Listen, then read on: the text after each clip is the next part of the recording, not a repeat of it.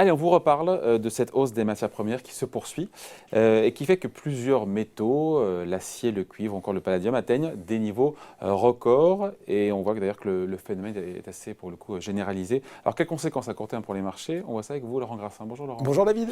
Alors, on l'avait évoqué déjà il y a de cela, c'était quoi? Mars. C'était en mars, Ouais. c'est ça.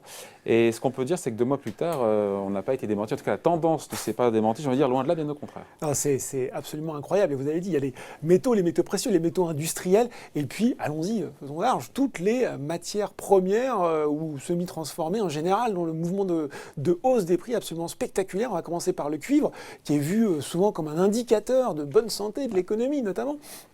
Parce qu'il intervient dans la construction, dans la fabrication, dans de nombreux éléments. Le cuivre, David, aujourd'hui, est à plus de 10 700 $ la tonne. C'est un chiffre incroyable. On a le minerai de fer, donc c'est un record, 10 700 $ la tonne. On a le minerai de fer qui est lui qui a dépassé les 200 $ la tonne. On voit notamment que on parle du minerai de fer, mais sur certains aciers qui sont utilisés notamment dans la construction de ponts, d'infrastructures. Je vous coupe il y a quelques heures, le minerai de fer, on y est là, c'est quelque chose. Oui, tout à fait. Ouais. C'était hier, ou en tout cas où ces records ont été battus très récemment.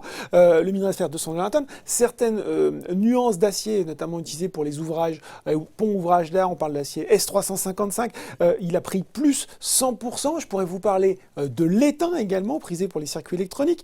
Les composants automobiles, les batteries, plus de 30 000 $ la tonne sur le London Metal Stock Exchange. Là aussi, jamais vu depuis mai 2011. Parlons aussi du palladium, métal précieux, mais qu'on utilise dans les pots catalytiques. Voilà.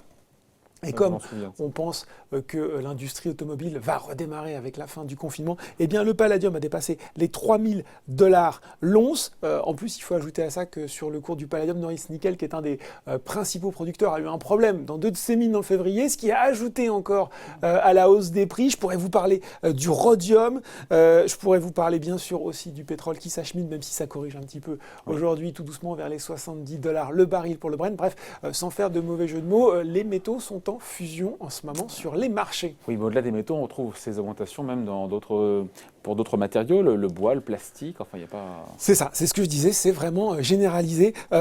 Nexans a fait une petite décomposition de l'augmentation des prix sur ces fabricants de câbles, Nexans français, et vous allez voir, c'est vraiment éloquent. Entre juillet 2020 et février 2021, la tonne de PVC, elle a pris 115%, plus 115%.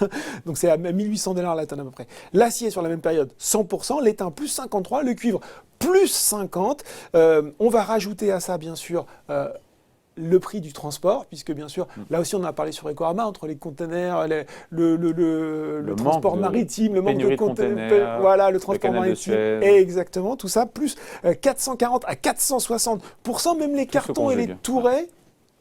Les cartons et les tourets, vous savez, c'est ce qui sert à enrouler les câbles pour les distribuer, puisqu'on parle toujours du cas de Nexans, ça a pris 15% environ. Alors voilà, pour un exemple assez industriel, mais on avait un article de l'AFP hier qui nous expliquait que finalement l'indice Bloomberg des prix des matières agricoles, plus 22% en un an, sur le prix des céréales, au plus haut depuis 2016, le bois de construction qui a triplé au cours des 12 derniers mois, qui a triplé, la Fédération des constructeurs aux États-Unis qui nous explique qu'il faut maintenant 36 000 $ de plus en moyenne pour bâtir la charpente d'une maison. Voilà, et même David, un produit qui peut sembler complètement anecdotique, mais le bacon, David, puisque la viande de porc a pris plus 50%. Et notamment aux États-Unis, comme les Américains sont restés plus chez eux, ils ont plus fait le petit déjeuner, donc le bacon aussi s'enflamme. Bon, on a beaucoup parlé de la demande émanant de la Chine, qui a redémarré avant tout le monde dès la première moitié de 2020, et des plans de relance un peu partout dans le monde qui boostent aussi la demande pour les matières premières et les métaux. Ce sont ça les 2 raisons qui expliquent cette fièvre, encore une fois, sur les commodités au sens large. Ce sont effectivement les principales raisons. Vous l'avez dit, redémarrage de la Chine qui a commencé, ce que tout le monde s'accorde à dire, dès l'été 2020. On a vu que la Chine était plus ou moins sortie de la crise sanitaire et on a commencé à reproduire beaucoup plus. L'annonce des plans de relance de Joe Biden centrés vers la transition énergétique, climatique, avec un certain nombre d'infrastructures qui vont être très consommatrices d'acier, de cuivre, de métaux au sens large. Mais il n'y a pas que ça, il y a aussi le fait que tout le monde avait réduit un petit peu la voilure, à commencer si on se peut-être concentre sur l'acier. Les sidérurgistes avaient réduit la voilure pour des raisons de capacité de stockage, de trésorerie aussi. On voit c'est normal cette réaction. et c'est assez normal. On sera à la place des sidérurgistes, on ferait pareil. On Voilà, ferait tout. Il n'y a exactement. plus personne qui achète. Exactement. Donc ils ont commencé à couper des hauts fourneaux. Un haut fourneau, ça se relance pas comme une voiture. Il faut 2 à 3 semaines pour qu'il retrouve sa capacité de production. Il faut aussi qu'on ait un planning pour savoir ce qu'on va faire. Et donc quand la demande a commencé à repartir, on va dire, allez, à l'automne 2020, on n'a pas tout de suite relancé. Donc la demande a continué à croître. Et aujourd'hui, on se rend compte que on est en sous-capacité par rapport à une demande qui tout d'un coup devient énorme, alors qu'on envisage de plus en plus des taux de croissance qui sont révisés à la hausse. Et ça fait un goulet d'étranglement. Goulet d'étranglement, exactement. On peut rajouter d'autres éléments, c'est que du coup maintenant certaines entreprises se mettent à stocker en se disant mon Dieu, on va avoir une pénurie sur des marchés qui sont quelquefois assez étroits. Et provoque ainsi la pénurie. Et puis, dernier élément de ce cocktail, David, si ça monte dans un marché où on cherche du rendement, il y a forcément des fonds, des acteurs qui vont spéculer et qui vont aussi parfois faire de la rétention ils vont miser sur les produits pour essayer de les vendre plus cher. Donc tout ça fait qu'il y a de la rareté sur le marché. Ça se traduit comment, une fois qu'on a expliqué tout ça, en bourse? Ça se traduit en bourse comment on n'arrête pas de dire, David, que... avec de l'inflation, ça se traduit avec de l'inflation. Exactement, mais c'est ça en fait. Et c'est le sujet central. On n'arrête pas de dire que les banques centrales nous disent que ce redémarrage de l'inflation, il est prévu, temporaire. Il est temporaire. Il est temporaire et donc on est tous biberonnés à cette adresse. Et c'est assez vrai. Par contre, on voit que, par exemple, aujourd'hui, des marques grand public comme Coca-Cola sont en train de dire qu'elles vont être obligées d'augmenter leurs tarifs, notamment parce que les bouteilles en PVC vont connaître une augmentation.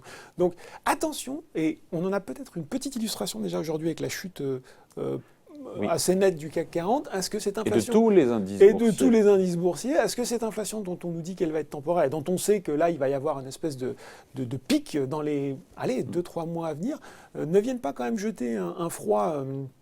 assez glacial sur les marchés, par son ampleur, qui a peut-être été un petit peu sous-estimée. Qui contraindrait les banques centrales à se déjuger et à changer leur braquet d'épaule. Et finalement, c'est ça. C'est-à-dire que si on continue comme ça, chaque jour, à voir le cours de ces matières premières progresser, à un moment, ce sera difficile de dire, bon, écoutez, il y a 3 mois à passer, puis on va passer le truc. Donc, attention à l'impact que ça va avoir sur le discours des banques centrales. Et puis d'un point de vue micro, il faut s'intéresser, et il faut regarder en tout cas les minières. On voit bien que les cours d'ArcelorMittal, on parlait d'Eramet la dernière fois. On pourrait parler aussi. Les valeurs qui ont pris plus de 50% depuis le début de l'année. Exactement. Sur le SBF 120, il y a Eramet. Il y a Eramet. ArcelorMittal est à plus 46. Jacquet Metals, qui est une petite. Non, alors c'est Jacquet, qui est un distributeur d'acier. Il a pris 65% depuis le début de l'année. Donc là aussi, il faut regarder ces différents dossiers des minières. Mais bien sûr, le dossier chaud, c'est celui de l'inflation et de voir ce que ce mouvement va donner dans les jours, semaines qui viennent. Ouais, on sera là pour en parler et commenter tout ça. Merci Laurent. Pour commenter le cours du cuivre à $20 000 la tonne. Ouais, là on n'y est pas encore. On n'y est pas encore. Merci Laurent, David. Salut.